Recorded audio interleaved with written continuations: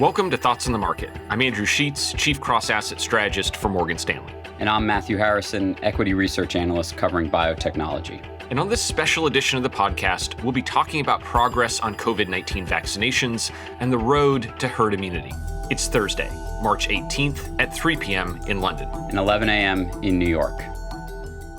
So Matt, it's been a couple of weeks since we last spoke, and in that time, we've seen some significant developments, including the release of a vaccine from Johnson & Johnson. Maybe catch us up to speed on the vaccine rollout, where we are in terms of shots, and where we could be headed. I think we are in a very good place here. There are a couple developments. The J&J vaccine obviously is only one shot instead of two, and the timing of the doses that we're going to get from J&J is also in line with what we're expecting. But I think the bigger story is that the rollout of the two other vaccines are also going quite well. And the timeline for when those doses are going to be delivered has been moved up about a month earlier than when we last spoke. So we will get 300 million doses from each of those companies by the end of May, which would allow us to vaccinate broadly all of the adult population in the U.S. Now, we've said that may take some more time beyond May, but from a supply standpoint, we're doing very well. And from a distribution standpoint, we've moved up from about 1 million shots a day to north of 2 million shots a day in the U.S. now. So when you think about that increase in the number of shots the U.S. has been able to administer per day, how much farther do you think that increase can go? Kind of what do you think is where we might be headed in terms of the number of shots the U.S. could administer a day?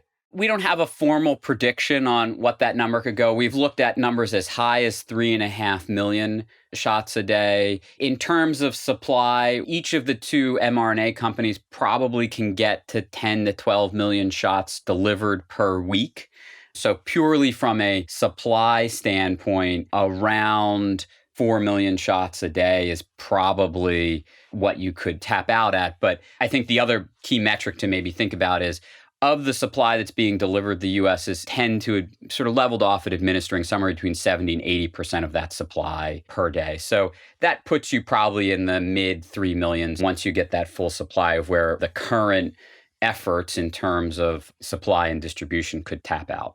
So related to that, a question about vaccine hesitancy. And we do see stories and polling that suggests that a portion of the population is still kind of reluctant to get a vaccine, is not interested in getting vaccinated. How much do those dynamics matter when you think about the question of herd immunity? And I'd also be interested that as you think about this dynamic, maybe thinking back to other kind of vaccination drives, is there evidence that those attitudes towards vaccination can change over time? Andrew, it's an important topic, so I'm glad you brought it up. I guess I'd note two items. So the CDC has been running longitudinal surveys starting since the beginning of the pandemic. And one of the interesting things when you look at that data is early on in the pandemic, the vast majority of the population actually was very enthusiastic about getting a vaccine. And then as the pandemic dragged on, you saw that number of hesitancy or a group of people who said they would definitely not receive a vaccine actually rise. And it got as high as a little bit north of 40%. And now that's dropped down. It's come from 38% down to 33%. And we haven't gotten the next sample point there, but it seems to be improving. Unfortunately, the U.S. hasn't had a mass vaccination drive probably since polio. And there, it was fairly mandatory for most people to get it. So I don't know if that's a great comparison. But I guess I would note two things that are probably reasonable. One, as more people get it and we get greater and greater safety evidence, hopefully that will help some people who are hesitant to get the vaccine. And then secondly, at a certain point, perhaps, and we don't know this for sure, but perhaps some societal activities may either require or ask for vaccination proof. And so that could be travel, that could be certain vacations. And so I think that may help also some hesitant people think about getting a vaccination. So, Matt, we talked a little bit about what this summer could look like, but obviously the summer has some added advantages. It's easier to be outdoors. The cases were lower last summer when there was no vaccine. So as you look the next step ahead and into next fall and winter, what's your current kind of best estimate of what the winter could look like? So I guess the first point that I would make is people will be a little bit more hesitant about activities. There will be greater focus on worrying about a COVID surge come winter. And so I think there will be public health officials warning people and asking people to be more vigilant. And the second thing, and one of the key things that I am watching, is what happens in the upcoming Southern Hemisphere winter. There are two key things I am watching there. The first is the Southern Hemisphere will not be fully vaccinated as they go through this winter. So will they see surges or not? And then perhaps more importantly, what I'm watching is, will you see new variants develop in the Southern Hemisphere because they are not fully vaccinated yet as you go through winter and presumably see an increase in cases?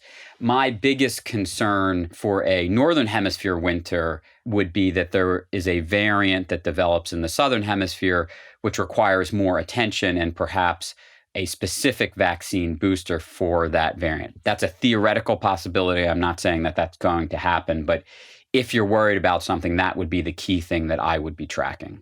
So thinking a little bit longer term, it does seem like one of the most kind of exciting and promising things to come out of, a very dark 2020 was these mRNA vaccinations and this, what seems like a new technology. Do you think that's fair? And, you cover companies that are involved in this technology. Where do you think it could go going forward? So mRNA has been a technology that's been under development for 1 to 2 decades. This is sort of its prime time, obviously, where we've started to see the commercialization of those technologies. But what it's done for these companies is pretty significant because it's taken a new class of technologies and it's proven that they're safe because this is the first time they've been studied in tens of thousands of people. It's proven that they're effective.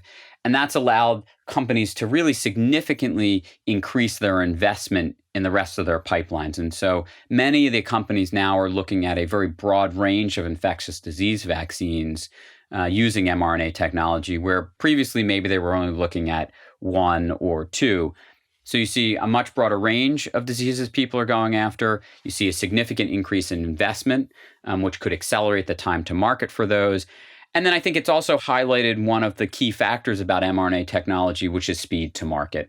And so as countries and World Health Organizations think about how to prepare for a potential next pandemic and what sort of technologies to invest in terms of a rapid response mechanism, mRNA, will obviously be one of those key technologies that they should consider.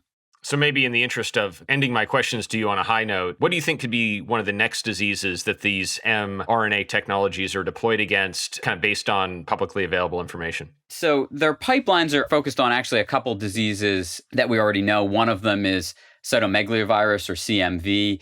It's the third leading cause of birth defects in the U.S. It's a potential neurological defects in children. And so that's already in a phase 3 study. And in the next couple of years, that may come to market.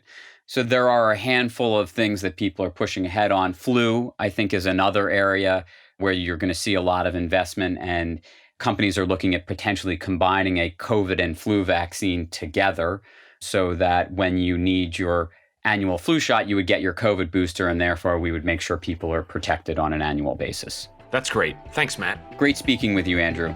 Tomorrow on the podcast, Matt and I will continue this discussion with a focus on the international outlook for the vaccine rollout and the impact on markets.